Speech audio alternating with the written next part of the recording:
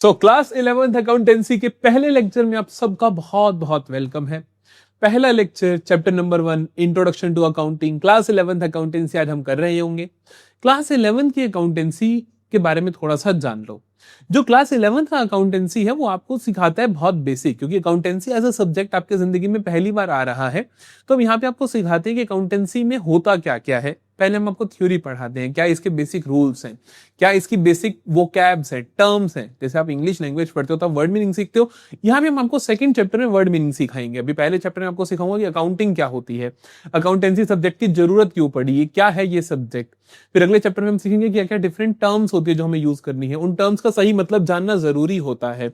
उसके बाद हम सीखते हैं कि कैसे चीजों का हिसाब किताब रखा जाता है, कैसे एक्चुअली में अकाउंट्स मेंटेन होते हैं, जो सीए बनाता है। कि बेसिकली आप एक खाते तो आप भी बनाते हो, आपके पेरेंट्स ही बनाते हैं, लेकिन रूल्स एंड रेगुलेशंस के द्वारा बनाए गए खाते कैसे दिखते हैं वो हम सीख रहे होंगे पूरी इस जर्नी में। मेरे बारे में जानना चाहते हो तो मेरा नाम है संयम भ्याना।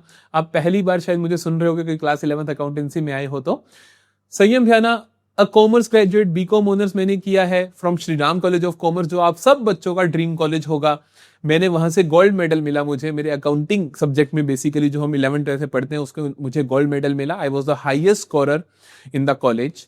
एंड उसके बाद मैं आपको पिछले 1 साल से YouTube पे टीच कर रहा हूँ अकाउंटेंसी। ऑलरेडी हमने सारी प्लेलिस्ट बना रखी हैं। अगर इन केस किसी चैप्टर में मेरे से थोड़े आगे पीछे हो जाओ तो सारे के सारे chapters class 11 accountancy full course, already ये पूरा कोर्स हमारा बना हुआ है, फ्री ऑफ कॉस्ट आपके लिए अवेलेबल है YouTube पे। आप वहां से भी गो थ्रू कर सकते हो। आपको करना क्या क्या है, आपको एक तो हमारे चैनल को सब्सक्राइब कर लेना है, दूसरे नंबर पे हमें टेलीग्राम ग्रुप जो हमारा है उसे ज्वाइन कर लेना है, क्योंकि वहां पे सारे के सारे नोट्स शेयर किए जाते हैं। तीसरे नंबर पे आपने क्या करना है, हमारे व्हाट्सएप चैनल को भी ज्वाइन कर लेना है, क्योंकि वहां पर हर चैप्टर के आपको एमसीक्यूज देखने को मिलते हैं, जिससे आपका चैप्टर इजीली रिवाइज हो जाता है। यहां पर आप जब भी क्लास लेने आओ तो आपका एक रिचुअल होना चाहिए। आप आते ही अपना नाम लिखोगे कमेंट सेक्शन में, प्रेजेंस लगाओगे और एम 100 आउट ऑफ 100 अकाउंटेंसी लिखोगे, क्योंकि इस सब्जेक्ट में अगर तुमने 100 आउट ऑफ 100 का एम कर लिया तो लिटरली पूरी की पूरी कॉमर्स स्ट्रीम तुम्हारे लिए हलवा हो जाने वाली है और बहुत बहुत मजा आएगा पूरी स्ट्रीम में। ये मेरा आपसे प्रॉमिस है, क्योंकि हम आपको इतने इंटरेस्टिंग तरीके से पढ़ाएंगे, चाहे वो अकाउंटेंसी हो, चाहे इकोनॉमिक्स हो, चाहे बिजनेस स्टडीज हो। तीनों सब्जेक्ट आपको बहुत अच्छे से शानदार तरीके से प्यार से पढ़ाए जाएंगे। कमेंट सेक्शन में जल्दी से अपनी प्रेजेंस लगा दो और शुरू करते हैं chapter number 1 introduction to accounting.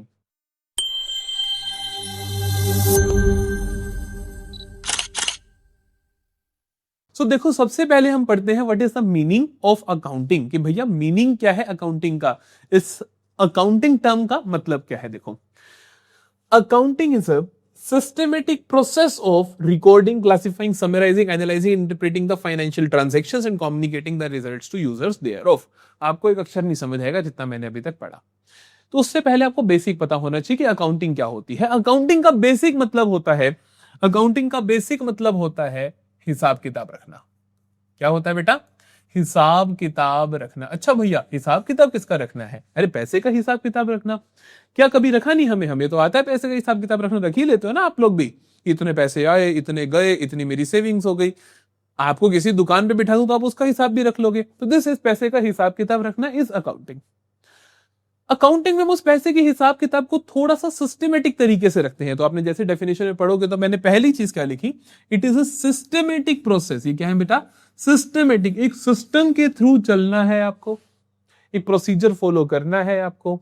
उस प्रोसेस में आपको क्या क्या करना है? सबसे पहला काम हम क्या करते हैं, ट्रांजैक्शन को, सबसे पहला काम हम क्या करते हैं, ट्रांजैक्शन को रिकॉर्ड करते हैं। कोई भी ट्रांजैक्शन होगी उसको हम रिकॉर्ड करेंगे, क्लासिफाई करेंगे, समराइज करेंगे, एनालाइज करेंगे एंड इंटरप्रेट करेंगे। सब कुछ करेंगे किसको? फाइनेंशियल ट्रांजैक्शन को करेंगे। तो हमारा फर्ज बनता है हम समझे कि फाइनेंशियल ट्रांजैक्शन क्या होती है, क्योंकि सारे काम करने हैं, रिकॉर्ड, क्लासिफाई, समराइज, एनालाइज, किसके साथ करने हैं? फाइनेंशियल ट्रांजैक्शंस के साथ करने हैं। तो पहली चीज मैं आपको समझाता हूं फाइनेंशियल, पहली चीज मैं आपको समझाता हूं कि ये फाइनेंशियल, अरे क्या चक्कर है, पहली चीज मैं आपको सिखाता हूं कि ये फाइनेंशियल ट्रांजैक्शन होती क्या है। ध्यान से सुनना। ट्रांजैक्शन का मतलब होता है कोई लेन देन होना। ट्रांजैक्शन होना मतलब कि कोई लेन देन होना। I am giving you something, you are giving me back something. Financial का मतलब होता है पैसे से रिलेटेड। तो कोई भी एक्सचेंज जो क्या हो, पैसे से रिलेटेड हो। Any exchange that is money related, पैसे से रिलेटेड हो, उसे आप क्या बोलते हो, फाइनेंशियल ट्रांजैक्शन बोलते हो। समझ में मेरी बात? तो financial transaction is an exchange that is money related, money का इन्वॉल्वमेंट उसमें होना चाहिए। इसमें कैश ट्रांजैक्शंस भी आती हैं और क्रेडिट भी आती है, ध्यान रखना। जैसे कि मैं किसी दुकान से सामान ले आया और मैंने 50 रुपए कैश दे दिए, तो that is a financial transaction. उसने मुझे ब्रेड का पैकेट दिया, मैंने 50 रुपए दिया, दैट्स इट। क्रेडिट ट्रांजैक्शन मतलब उधार की ट्रांजैक्शन। मैं ब्रेड का पैकेट लिया और बोला भैया पैसे कल दूंगा। जैसे मैं बोला पैसे कल दूंगा, तो भैया एक्सचेंज किस चीज का हुआ? उसने तो आपको ब्रेड दी, आपने वापस कुछ नहीं दिया। अरे एक्सचेंज हुआ, किस चीज का हुआ? प्रोमिस का हुआ। मैंने उसको पैसे से रिलेटेड प्रोमिस करा कि मैं कल पैसे दूंगा, तो ये क्या हुआ? Money related exchange. पैसा रिलेटेड होना चाहिए। कल वादा जो किया गया था पैसे के लिए किया गया था। कुछ बच्चों को लगता है कि एज इट इज कैश का आना जाना होना चाहिए, नहीं, पैसे से रिलेटेड बात हो गई तब भी वो क्या है? फाइनेंशियल ट्रांजैक्शन है। तो एक बिजनेस के अंदर जितनी भी फाइनेंशियल ट्रांजैक्शंस होती हैं, जितने भी एक्सचेंजेस होते हैं जो मनी रिलेटेड होते हैं, उन सब को क्या क्या करना? रिकॉर्ड करना। सबसे पहले लिख लेना, फिर उनको क्लासिफाई कर लेना, फिर समराइज कर देना, फिर एनालाइज कर देना, फिर इंटरप्रेट कर देना। तो उसे आप क्या बोलते हो बेटा? अकाउंटिंग बोलते हो। एंड अकाउंटिंग में एक और एलिमेंट भी आता है, that is communicating the results to users thereof, और जो भी रिजल्ट्स है यूजर्स को दे देना। ध्यान से समझते हैं, ध्यान से समझते हैं। मैं आपको एक एक चीज अच्छे से समझाऊंगा, क्योंकि मुझे आपको बहुत अच्छे से चीजें सिखानी है। देखो, रिकॉर्ड का मतलब क्या होता है? हम क्या करते हैं? सारी की सारी ट्रांजेक्शन्स को लिखते हैं, रिकॉर्ड करते हैं। कोई भी ट्रांजेक्शन हुई, जैसे कि एक बिजनेस में बहुत सारी ट्रांजेक्शंस हो सकती हैं। फॉर एग्जांपल, मेरा कोचिंग का बिजनेस है, मेरे पास क्या क्या ट्रांजेक्शन हो सकती है? मैंने अपने इंप्लॉय को सैलरी दे दी, है ना, 5,000 की, तो मैंने लिख दिया भैया 5,000 की सैलरी दे दी। मैंने क्या करा? रेंट दे दिया अपनी बिल्डिंग का, सपोज 2,000 का रेंट दे दिया, है ना। मैंने ये 1 तारीख को किया, ये 2 तारीख को किया, फिर 2 तारीख को मैंने क्या करा? चाय का खर्चा आ गया जी 50 रुपए का, ठीक है। फिर इसी तरीके से 4 तारीख आई, 4 तारीख को फिर रेंट दे दिया, आधा रेंट पहले दिया था, आधा बाद में दे दिया, ठीक है। फिर 5 तारीख को मैंने और सैलरी दे दी 5,000 की। कुल मिला के मैं क्या करूंगा? ऐसे जो भी ट्रांजेक्शन होगी उसको डेट वाइज रिकॉर्ड कर दूंगा, रिकॉर्डिंग हो गई। फिर मैं क्या करता हूं? अगला स्टेप, फिर मैं क्या करता हूं? अगला स्टेप, क्लासिफाई करता हूं। बेटा क्लासिफाई का मतलब होता है कैटेगराइज कर देना, मतलब कि सिमिलर नेचर की आइटम्स को एक जगह पे लिख देना। मैं क्या करूंगा कि देखो, सैलरी मैंने साल में कई बार दी होगी, कि 1 तारीख को दी, 5 तारीख को दी, 10 को दी, 15 को दी, पता नहीं कितनी बार ही देगी। तो मैं क्या करूंगा? क्लासिफिकेशन में एक सैलरी का कॉलम बना दूंगा, जिसके अंदर बोलूंगा सैलरी से रिलेटेड सारी ट्रांजेक्शन एक पेज पे लिखो, रेंट से रिलेटेड सारी ट्रांजेक्शन पूरे साल में जो भी हुई एक पेज पे लिखो। क्या मेरी बात समझ में आई? यहाँ पे डेट वाइज रिकॉर्ड करते हैं, यहाँ पे नेम वाइज कि सैलरी कब कब दी गई। भैया 1 तारीख को दी 5,000 की, भैया 5 तारीख को दी 5,000 की, भैया 12 तारीख को दी 8,000 की। क्या मेरी बात समझ में आई? ऐसे हम क्या कहते हैं? सैलरी का कॉलम, रेंट का कॉलम, हर चीज का कॉलम बनाते हैं। फिर क्या करते हैं? समराइज करते हैं। समराइज का मतलब क्या होता है? समराइज का मतलब होता है कि ये जितना भी हो गया है, कि जैसे सैलरी खर्चा है, रेंट खर्चा, इन सबके टोटल लिखो, समरी बना दो। तो मैं टोटल लिखता हूं कि भैया सैलरी पूरे साल में 1,50,000 की दी, भैया रेंट मैंने पूरे साल में 1,20,000 का दिया, भैया फीस मुझे जो रिसीव हुई बच्चों से वो मुझे हुई 5 लाख। ठीक है, मैंने टोटल लिखा, सैलरी डेट वाइज है, यहां पे टोटल कर दिया, रेंट का टोटल कर दिया, हर चीज का टोटल यहां लिखा, सभी खर्चे का भी, इनकम्स का। ये टोटल लिखने के बाद मुझे क्या पता चल जाएगा कि मेरे बिजनेस में क्या हुआ बेटा? प्रॉफिट हुआ या लॉस हुआ? हाँ कि ना? यही तो होगा कि हमें पता चला कि ये खर्चा, ये इनकम प्लस माइनस करा, प्रॉफिट निकल गया। समरी में क्या पता चलता है? प्रॉफिट हुआ या लॉस हुआ। फिर क्या करते हैं? अगला स्टेप आता है अकाउंटिंग का हमारे पास, analysis and interpretation. Analysis and interpretation, ध्यान से समझना, एनालिसिस एंड इंटरप्रिटेशन। इसमें क्या करते हैं? हम एनालाइज करते हैं जो हमने समरी में चीजें पढ़ी, उनको एनालिसिस करते हैं कि अरे प्रॉफिट हुआ, इस साल तो प्रॉफिट हो रहा है सिर्फ 1 लाख का, है ना। तो हम कहेंगे पिछले साल से कंपेयर करो, पिछले साल तो हुआ था 90,000 का, तो बढ़िया है। पिछले साल हुआ था सपोज 4 लाख का, अब हुआ 1 लाख का, तो खराब है। तो एनालिसिस में आप क्या करते हो? एनालाइज करते हो किसको? फाइनेंशियल स्टेटमेंट्स को। और इसके ऊपर पूरी किताब पढ़ोगे आप क्लास 12 में जाकर, ठीक है, पूरी किताब पढ़ने वाले हो इसके ऊपर क्लास 12 में जाके। तो आप इनको एनालिसिस करते हो। इंटरप्रेट का मतलब होता है अपनी भाषा में आप उसको इंटरप्रेट करते हो कि फायदा है, नुकसान है, जो भी है। इसके बाद अगला स्टेप आता है कम्युनिकेट, ये जितने भी रिजल्ट्स आए उनका फर्ज बनता है कि हमारा एज एन अकाउंटेंट फर्ज बनता है कि वो सारे के सारे रिजल्ट स्मूथ कम्युनिकेशन पहुंच जाए, मतलब कि सही से कम्युनिकेट हो जाए। किसको कम्युनिकेट हो जाए? जो भी इनके यूजर्स हैं, जैसे कि बिजनेस के मालिक हैं या जनरल पब्लिक हैं, बहुत सारे यूजर्स हम आपको इस चैप्टर में पढ़ाते हैं कि बैंक है, मतलब सभी तक आपके फाइनेंशियल रिजल्ट्स पहुंच जाए जो जो आपके बिजनेस में इंटरेस्ट रखता है, तो कम्युनिकेट करना। ठीक है, तो ओवरऑल अकाउंटिंग क्या है बेटा? Accounting is a process, systematic process. किस चीज की? जिसमें बहुत सारे काम करने हैं। किसके साथ करने हैं? फाइनेंशियल ट्रांजैक्शंस के साथ करने हैं। फाइनेंशियल ट्रांजैक्शन का मतलब क्या होता है? पैसे के रिलेटेड हर एक्सचेंज को हम फाइनेंशियल ट्रांजैक्शन बोलते हैं। क्या क्या करना है? सबसे पहला काम रिकॉर्ड, फिर क्लासिफाई, फिर समराइज, फिर एनालाइज, इंटरप्रेट एंड फिर कम्युनिकेट। चलो जल्दी से आंखें बंद कर लो, जल्दी से आंखें बंद कर लो, अपने आसपास हर एक को पता चलना चाहिए। अकाउंटिंग क्या है? इज अ सिस्टमेटिक प्रोसेस, जिसमें बहुत सारे काम करने हैं। किसके साथ करने हैं? फाइनेंशियल ट्रांजैक्शंस के साथ करने हैं। क्या क्या काम करने हैं? पहला काम रिकॉर्ड, दूसरा क्लासिफाई, तीसरा समराइज, चौथा एनालिसिस एंड इंटरप्रेट एंड पांचवा कम्युनिकेट। क्या मेरी बात समझ में आई? अगर आगे तो जल्दी से कमेंट सेक्शन में डन लिख दो।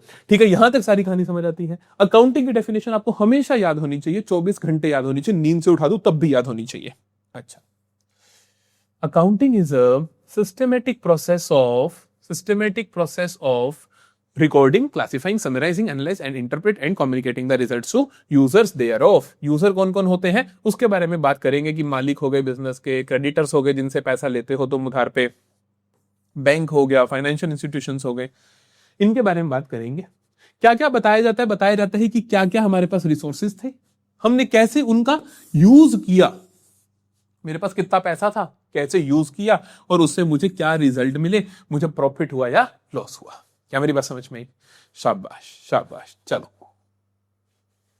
अब बात करते हैं अकाउंटिंग वर्सेस अकाउंटेंसी। अच्छा भैया आपने अकाउंटिंग तो बता दिया, हमारे सब्जेक्ट का नाम तो अकाउंटेंसी है, तो अकाउंटिंग का हम क्या करें? ध्यान से सुनना मेरी बात को। अकाउंटिंग एक प्रोसेस है जिसमें आपको सारी ट्रांजैक्शंस को रिकॉर्ड करना है, क्लासिफाई करना है, समराइज करना है, एनालिसिस करना है, इंटरप्रेट करना है एंड जो भी रिजल्ट्स को कम्युनिकेट करने हैं। This is my accounting. तो भैया सब्जेक्ट का नाम अकाउंटेंसी क्यों है? ध्यान से सुनना। अकाउंटिंग का मतलब क्या है? अकाउंटिंग का मतलब क्या है? अकाउंटिंग का मतलब क्या है? अकाउंटिंग का मतलब है पैसे का हिसाब किताब रखना, एक सिस्टमेटिक तरीके से रखना। अब हर इंसान सिस्टमेटिक तरीके से पैसे का हिसाब किताब रख सकता है, इसमें कोई बड़ी बात नहीं है। उसमें फिर से अकाउंटेंसी से सब्जेक्ट बनाने की जरूरत नहीं पड़नी थी। ध्यान से सुनो, एक एग्जांपल बताता हूं। एक मेरा बच्चा है सोनू, एक मेरा बच्चा है मोनू। ठीक है, ये दो मेरे स्टूडेंट्स हैं। इन दोनों ने क्या करा? चाय की दुकान खोल ली। एक चाय की दुकान खोल ली।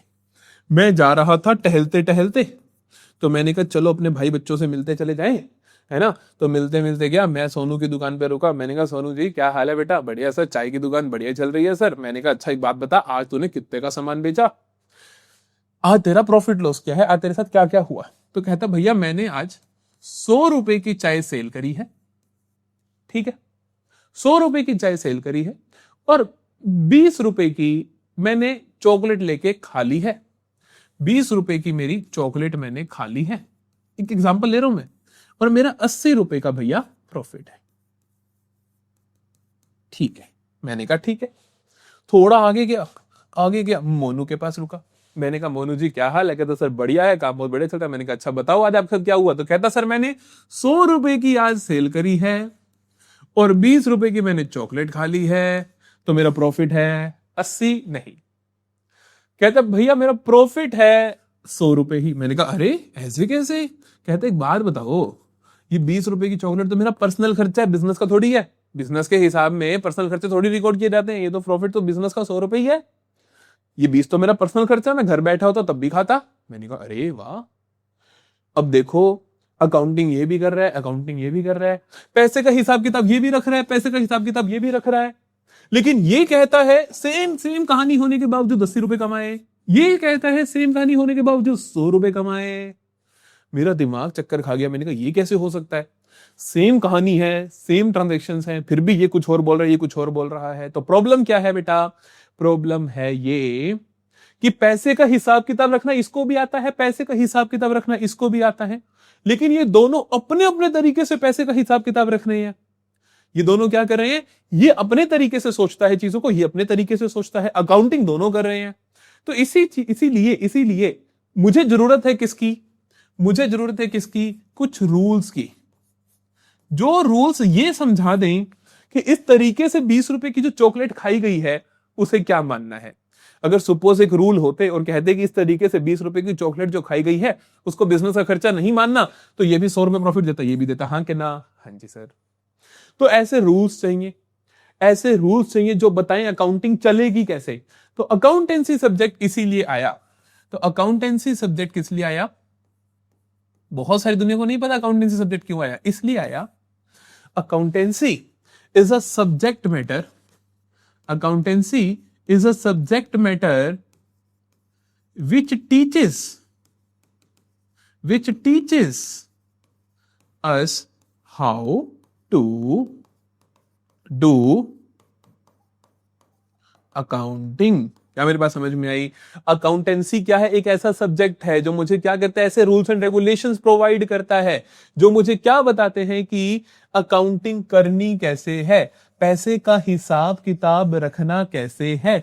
पैसे का हिसाब किताब रखना तुम्हें आता है, लेकिन किन रूल्स एंड रेगुलेशन से बाइंड होकर, किन रूल्स एंड रेगुलेशंस को हमेशा दिमाग में रखकर आपको पैसे का हिसाब किताब रखना है। So this is accountancy. क्या मेरी बात समझ में आई? इसीलिए हम आपको पहले वो रूल्स एंड रेगुलेशन सिखाते हैं क्या है, हम आपको टर्म सिखाते हैं किसका मतलब क्या समझना है, ताकि सभी लोग सेम चीज समझें। तो अकाउंटेंसी इज अ सब्जेक्ट जिसका मेन मुद्दा है क्या आ जाए? यूनिफॉर्मिटी आ जाए। क्या आ जाए? यूनिफॉर्मिटी, मतलब समानता आ जाए कि हर इंसान सेम तरीके से, same set of rules and regulations को फॉलो करते हुए पैसे का हिसाब किताब रखे। चलो अब देखते हैं कि व्हाट आर द कैरेक्टरिस्टिक्स। क्या कैरेक्टरिस्टिक्स हैं, क्या प्रोसेस है अकाउंटिंग, ये हम पढ़ भी चुके हैं कि सबसे पहला काम होता है कि आइडेंटिफाई करो कि कौन सी ट्रांजैक्शन फाइनेंशियल है या नहीं है। जो ट्रांजैक्शन फाइनेंशियल नहीं है, जो पैसे से रिलेटेड नहीं है, उनको अकाउंटेंसी रिकॉर्ड नहीं करता है, सिर्फ पैसे वालों को ही करता है ना। मान लो मेरे बिजनेस में रिलेशंस बड़े अच्छे हैं बाकी लोगों से, जो कि जरूरी है, लेकिन पैसे में माप नहीं सकते, तो अकाउंटेंसी उसको रिकॉर्ड नहीं करेगा। आइडेंटिफाई करो फाइनेंशियल ट्रांजैक्शन, फिर उसको मेजर करो, मापो कि पैसे के रूप में वो कितनी है, फिर वही सारी कहानी क्या रिकॉर्ड कर दो, क्लासिफाई कर दो, समराइज कर दो, एनालाइज कर दो, कम्युनिकेट कर दो। क्या तुम्हें आता है सब? बिल्कुल। तो अकाउंटिंग प्रोसेस क्या होती है? सबसे पहला काम आइडेंटिफाई करो कौन सी पैसे से रिलेटेड ट्रांजैक्शन है, कौन सी नहीं है। दूसरे नंबर पे उसको मापो कि क्या रेट, कितने की है वो ट्रांजैक्शन। तीसरी, record, classify, summarise, analyse and communicate. Sorted है क्या? शाबाश। What are the objectives of accounting? Accountancy as a subject या अकाउंटिंग के ऑब्जेक्टिव क्या है? पहला ऑब्जेक्टिव जो कि इन्होंने लिखा ही नहीं है, वो है यूनिफॉर्मिटी। वो है यूनिफॉर्मिटी। तो बेटा पहला पॉइंट इसी के अराउंड घूमता है। तो कभी भी आपसे कोई पूछे कि अकाउंटेंसी का सब्जेक्ट आया क्यों, तो उसका मेन मोटिव क्या था बेटा? यूनिफॉर्मिटी लेकर आना, कि सभी लोग सिमिलर तरीके से पैसे का हिसाब किताब रखें। बाकी सारे सेकेंडरी ऑब्जेक्टिव है, जैसे कि प्रॉफिट लॉस निकालना। अरे वाह, हम प्रॉफिट लॉस तो निकालना ही है ना। Determining financial position. अब ध्यान से सुनना, दो मेजर मोटिव्स माने जाते हैं। सबसे मेन तो होगा यूनिफॉर्मिटी, लेकिन अगर आप कोई किसी टीचर से पूछोगे, जनरली जो लोग अकाउंटेंसी पढ़ाते हैं तो वो इन दोनों को मेन मानते हैं। एक्चुअली में ये मेन होता है, ये सेकेंडरी होते हैं, लेकिन जनरल पब्लिक इन दोनों को मेन मानती है। ध्यान से सुनो, इनका मतलब क्या है। पैसे का हिसाब किताब कोई भी अगर इंसान रखता है तो वो दो चीजें जरूर जानना चाहता है। पहली चीज वो जानना चाहता है कि मेरे बिजनेस की फाइनेंशियल परफॉर्मेंस कैसी है। देखो, फाइनेंशियल परफॉर्मेंस का मतलब है कि मेरे बिजनेस ने इस साल परफॉर्म कैसा किया, मेरे बिजनेस को प्रॉफिट्स हुए या मेरे बिजनेस को लॉस हुए, है ना, कि मेरे बिजनेस ने पैसा बनाया या पैसा गवाया। दूसरी चीज वो जानना चाहता है कि मेरे बिजनेस की फाइनेंशियल पोजीशन कैसी है। पोजीशन का मतलब होता है बेटा कि एसेट लायबिलिटी स्टेटस कैसा है, जिनकी मीनिंग्स आप आगे जाके सुनोगे, लेकिन हल्का सा समझो। एसेट का मतलब है कि मेरे पास क्या क्या चीजें हैं, मतलब क्या क्या चीजें मैं ओन करता हूं जो मेरी है बिजनेस में। लायबिलिटी का मतलब है जो मैंने लोगों से पैसा उधार ले रखा है। जैसे मैं विद्या में कहूं कि मैंने 5 लाख लोन लिया हुआ है, तो मेरी लायबिलिटी है 5 लाख। एसेट क्या है? ये बोर्ड डिजिटल मेरा एसेट है, ये कैमरा मेरी एसेट है, ये लैपटॉप मेरा एसेट है, ये फर्नीचर मेरा एसेट है, ये सारी चीजें मेरी एसेट्स हैं। तो बिजनेस दो चीजें जानना चाहता है कि फाइनेंशियल परफॉर्मेंस, मतलब इस साल में, पर्टिकुलर ईयर में, एक अकाउंटिंग पीरियड में मुझे प्रॉफिट हुआ या लॉस हुआ, और दूसरी चीज मेरी एसेट लायबिलिटी का स्टेटस कैसा है। तो कभी भी आपसे ऑब्जेक्टिव्स पूछे जाए, फीचर्स पूछे जाएं, आपसे पूछा जाए इंपॉर्टेंस पूछा जाए तब आप हमेशा इन पॉइंट्स को लिखोगे, क्या क्या? यूनिफॉर्मिटी, समानता लेकर आना, फाइनेंशियल पोजीशन बताना, फाइनेंशियल परफॉर्मेंस बताना। चलो फिर बाकी जो मर्जी लिख दो, फैसिलिटेटिंग मैनेजमेंट, भैया मैनेजमेंट की हेल्प करने के लिए, अब जहां पे जो मर्जी लिख दो। Providing accounting information to user, जो भी अकाउंटिंग इन्फॉर्मेशन है रिलेटेड यूजर्स को प्रोवाइड करने के लिए इसके ऑब्जेक्टिव्स हैं। बिजनेस एसेट्स को प्रोटेक्ट करने के लिए कि अगर हम किसी चीज का हिसाब किताब रखेंगे तभी तो हम उसको प्रोटेक्ट कर पाएंगे कि वो इतने की हमारे पास है पड़ी, इसलिए तो ये सारी बातें आपको पता होनी चाहिए। फिर आता है अब फंक्शंस ऑफ अकाउंटिंग, कहते हैं अकाउंटिंग के फंक्शंस क्या है, क्या क्या काम करती है अकाउंटिंग। अरे क्या काम करती है? पहला काम है सारी की सारी ट्रांजैक्शंस को रिकॉर्ड करती है, फाइनेंशियल परफॉर्मेंस बताती है, फाइनेंशियल पोजीशन बताती है, यूनिफॉर्मिटी मेंटेन करती है। समझ गए? ये अगर आपको 3-4 पॉइंट्स पता है तो आप हर जगह चिपका सकते हो। सिस्टमेटिक रिकॉर्ड्स, देखा, फाइनेंशियल स्टेटमेंट बनाना, फाइनेंशियल स्टेटमेंट बनाने का मतलब यही है कि फाइनेंशियल पोजीशन और फाइनेंशियल परफॉर्मेंस बताना। Meeting legal requirements, communicating the financial information to users, objectives में भी आ गया, फंक्शंस में भी आ गया, इंपॉर्टेंस में भी आ जाएगा। असिस्टेंट टू मैनेजमेंट, है ना, बिल्कुल ऑब्जेक्टिव्स वाली सेम कहानी आप यहां पर लिख सकते हो, क्योंकि यही सारे अकाउंटिंग के काम है। फिर आता है एडवांटेजेस। अरे अरे अरे एडवांटेजेस, फिर से वही भैया, एडवांटेज क्या है? ये हमें फाइनेंशियल इंफॉर्मेशन बताता है बिजनेस के बारे में कि फाइनेंशियल परफॉर्मेंस कैसी है, फाइनेंशियल पोजीशन कैसी है। ये यूनिफॉर्मिटी मेंटेन करता है खाते बनाने में, जिससे हेल्प होती है। मैनेजमेंट को हेल्प करता है, मेमोरी को रिप्लेस करता है, क्योंकि आप यहाँ पे सारी चीजें लिख लेते हो तो आपको कुछ भी मेमोराइज नहीं करना पड़ता है। फैसिलिटेट कंपैरेटिव स्टडी, कंपेयर करना आसान हो जाता है। जब सभी ने सेम तरीके से पैसे का हिसाब किताब रखा होगा तो उनको कंपेयर करना आसान हो जाएगा। Facilitate settlement of tax liability, taxes निकालना आसान हो जाता है, लोन मिलना आसान हो जाता है। अगर आपने सही खाते मेंटेन कर रखे हैं तो आप बैंक्स को अपनी स्टेटमेंट्स को अच्छे से प्रेजेंट कर सकते हो, बैंक्स आपको इजीली लोन दे देंगे, तो लोन मिल जाता है। कोर्ट में एज एन एविडेंस काम करता है। बिजनेस को बेचना आसान हो जाता है क्योंकि आप बिजनेस की आपको वैल्यू पता होती है। हेल्प करता है सोल्वेंसी के वक्त, इंसॉल्वेंसी मतलब कि अगर आपकी सारे के सारी एसेट्स खत्म हो गई और लोन ही लोन है, इंसॉल्वेंट का मतलब होता है आप दिवालिये हो गए, तो उस समय आपकी हेल्प करता है। हेल्पफुल है पार्टनरशिप में, अरे ऐसे कुछ भी लिख दो मतलब, ठीक है। वैसे आपसे ये क्वेश्चन पूछे ही नहीं जाते, 2-3 नंबर का बड़ी मुश्किल से कोई क्वेश्चन पूछे तो पूछेंगे, इससे ज्यादा नहीं पूछते पेपर में। जो बड़े क्वेश्चन आते हैं 6 नंबर के, वो सारे प्रैक्टिकल क्वेश्चन आते हैं, सो इतनी ज्यादा टेंशन मत लेना। लिमिटेशंस ऑफ अकाउंटिंग, ये जरूरी है पता होनी। फायदे मैंने तुम्हें बता दिए कि भैया यूनिफॉर्मिटी लेकर आता है, फाइनेंशियल पोजीशन बताता है, फाइनेंशियल परफॉर्मेंस बताता है, यूजर्स को फाइनेंशियल रिजल्ट्स प्रोवाइड करता है, ये सारे फायदे। नुकसान क्या है? ध्यान से सुनना। पहला नुकसान है कि accounting is not fully exact. Fully exact नहीं होती, क्योंकि अकाउंटिंग जो होती है वो एस्टिमेशन बेस्ड होती है। यहां पे अगर आपको लिखना हो, क्यों? ये एस्टिमेशन बेस्ड होती है। काफी सारी चीजें हम इसके अंदर क्या करते हैं बेटा, एस्टिमेट करते हैं कि हाँ ये ऐसा होगा, ये वैसा होगा, इसलिए ऐसा मान लो कि फॉर एग्जांपल मैंने एक वैन खरीद ली, स्कूल वैन खरीद ली, कोई बस खरीद ली अपने बिजनेस के लिए। मैं मान के चलता हूँ 10 लाख की खरीदी, 10 लाख की है, क्या अब तक कल ही एक्सीडेंट हो जाए? मैं तो उसको 10 लाख का मान रहा हूं, क्या अब तक एक्सीडेंट हो जाए वो 0 हो जाए? तो एस्टिमेशन बेस्ड होता है, तो इसीलिए एग्जैक्ट तो अकाउंटिंग नहीं चल सकती। दूसरे पे अनरियलिस्टिक इंफॉर्मेशन, कहते हैं कुछ चीजें अनरियलिस्टिक होती है। यहां पर मैं इसके बारे में ज्यादा एक्सप्लेन नहीं कर पाऊंगा, क्योंकि जब आपको अकाउंटिंग प्रिंसिपल सिखाऊंगा ना, उसके बाद आपको अच्छे से एक्सप्लेन कर पाऊंगा कि काफी सारी अनरियलिस्टिक इंफॉर्मेशन हमें यहां पर नोट डाउन करनी पड़ती है, लिखनी पड़ती है। जैसे कि हमें बोला जाता है अगर आपने 10 लाख की कोई एसेट ली तो आप उसको 10 लाख का ही दिखाओ।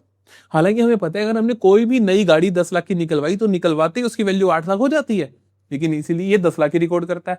तो ये क्या हुआ? Unrealistic information. अच्छा, accounting ignores the qualitative elements. मैंने आपको बताया था कि अकाउंटिंग इज अ प्रोसेस जिसके अंदर सबसे पहला काम होता है आइडेंटिफाई करो फाइनेंशियल इंफॉर्मेशन को, ट्रांजैक्शंस को, और उसको मेजर करो पैसे के रूप में। तो सिर्फ वो चीजें अकाउंटिंग में आती हैं जिनको आप पैसे के रूप में माप सकते हो। जिनको आप पैसे के रूप में माप ही नहीं सकते हो उनको आप लिख नहीं पाते हो। तो ये इग्नोर करता है क्वालिटेटिव एलिमेंट्स को। ये बहुत बड़ी प्रॉब्लम है कि मैंने जैसा बोल रहा था कि इंडस्ट्री में मेरे रिलेशंस बहुत अच्छे हैं, उसको अकाउंटिंग रिकॉर्ड ही नहीं कर पाएगा। ये बहुत बड़ी प्रॉब्लम है। फिर आता है accounting ignores effect of price level change. Price level change को इफेक्ट नहीं कर ला पाता ये। जैसे कि प्राइस लेवल चेंज का मतलब होता है बेटा, आपको पता है कि हमारे दुनिया में इन्फ्लेशन नाम की चीज होती है कि चीजों के रेट बढ़ते चले जाते हैं, है ना।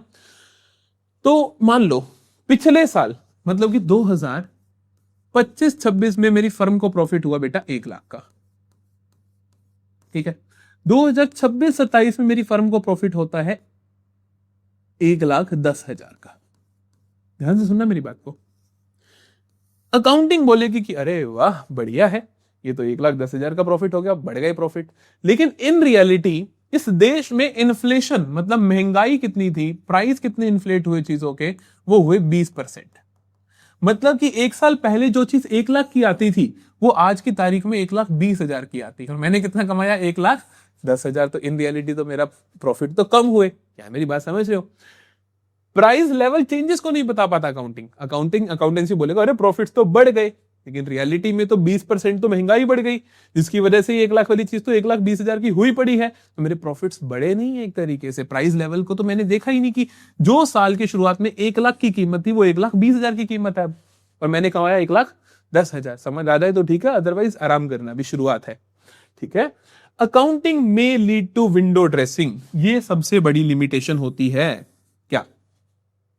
Accounting leads to window dressing. Window dressing का मतलब क्या होता है? मेरा घर तो बहुत बेकार बना हुआ है, लेकिन मैंने उसकी विंडो में ना बहुत सुंदर सुंदर ड्रेस कर दिया, मतलब उसके अंदर पर्दे लगा दिए।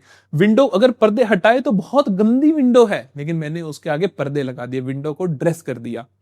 तो अकाउंटिंग के अंदर क्या होता है? विंडो ड्रेसिंग होती है। मैनिपुलेशन ऑफ अकाउंट्स बहुत आसान होता है। मैनिपुलेट करना, क्या बोला मैंने? मैनिपुलेट करना मतलब खातों को अपने हिसाब से बना देना। Manipulate accounts is very easy. तभी तो तुम कहते हो ना कि टैक्स बन रहा है, सीए के पास चले जाते हैं, टैक्स बन रहा है, सीए कहता है कि चलो टैक्स मैं हटवा देता हूं। वो क्या करता है? मैनिपुलेट कर देता है अकाउंट्स को, जो एक्चुअल पोजीशन है वो दिखाता ही नहीं है। तो मैनिपुलेशन काफी करना आसान होता है। तो जो अकाउंटेंसी के धुरंधर होते हैं उन्हें ये बहुत अच्छे से आता होता है। इसीलिए अकाउंटेंसी के जब आप बहुत अच्छी जॉब्स देखते हो तो बहुत तगड़े पैकेजेस होते हैं, आप सोच भी नहीं सकते हो। सीएफए लेवल की जॉब्स बहुत ज्यादा पैसा देती हैं, इसीलिए देती हैं क्योंकि आपको विंडो ड्रेस करना आता है। आपको पता है कि किस तरीके से अकाउंट्स को मेंटेन किया जाए, किस तरीके से ट्रांजेक्शन को किया जाए, सो दैट आप अपने आप को टैक्सेस से बचा सको, कम से कम टैक्सेस पे कर सको। तो ये होती है लिमिटेशंस। लिमिटेशंस मतलब बुराइयां। एक्चुअली में यही बुराइयां अकाउंटेंसी में अच्छाइयां भी होती हैं, क्योंकि जो इनको अच्छे से समझता है वही अकाउंटेंसी में बहुत आगे जा पाता है। अच्छा, अगला है ब्रांचेस ऑफ अकाउंटिंग। भैया क्या क्या ब्रांचेस हैं, कितने तरीकों की अकाउंटिंग हम पढ़ते हैं? पहले आती है फाइनेंशियल अकाउंटिंग। मैंने आपको बताया था ना कि इसी के अंदर मैं कॉलेज में टॉपर था। फाइनेंशियल अकाउंटिंग के अंदर हम देखते हैं कि प्रॉफिट लॉस कैसे निकाला जाए और फाइनेंशियल पोजीशन कैसी पता लगाई जाए। इसके अंदर हम ये अकाउंट्स मेंटेन करते हैं जो हमें financial performance and financial position बताते हैं। परफॉर्मेंस का मतलब बेटा प्रॉफिट लॉस, और फाइनेंशियल पोजीशन का मतलब एसेट लायबिलिटी का स्टेटस। फिर आती है कॉस्ट अकाउंटिंग। कॉस्ट अकाउंटिंग में हम बनाते हैं कि कॉस्ट बिजनेस को कितनी पड़ रही है, मतलब कोई भी चीज जो आप बेच रहे हो उसकी कीमत कितनी पड़ रही है। कॉस्ट अकाउंटिंग ज्यादातर ऐसी जगहों पे यूज होती है जहां पर लॉन्ग टर्म के प्रोजेक्ट्स होते हैं।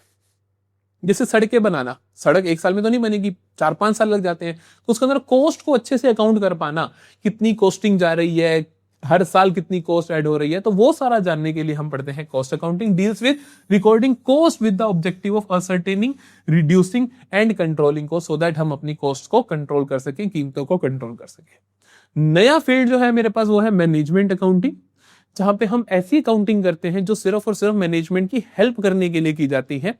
यहां पर हम डिफरेंट तरीके के एनालिसिस एंड इंटरप्रिटेशंस करते हैं सो दैट मैनेजमेंट की हेल्प हो सके। ठीक है जी, ठीक है जी। आज की क्लास पे आते हैं हम एंड पे। आई होप आपको बहुत मजा आया होगा। अगर आपने क्लास कंप्लीट करनी है तो नीचे डन लिख कर जाना, ऐसे मत भाग जाना। ठीक है, मिलते हैं नेक्स्ट क्लास में और इस चैप्टर को अगली क्लास में हम अच्छे से फिनिश कर देंगे। All the best. नई क्लास है, नए जज्बे के साथ, नए जोश के साथ शिद्दत से पढ़ना। तुम्हें 10वीं में तुम्हारे जो भी नंबर है मुझे फर्क नहीं पड़ता, 11वीं में 100 आउट ऑफ 100 अकाउंटेंसी में मैं दिलवाऊंगा। तुम अच्छे से इस कोर्स को फॉलो कर लो, बस बात खत्म।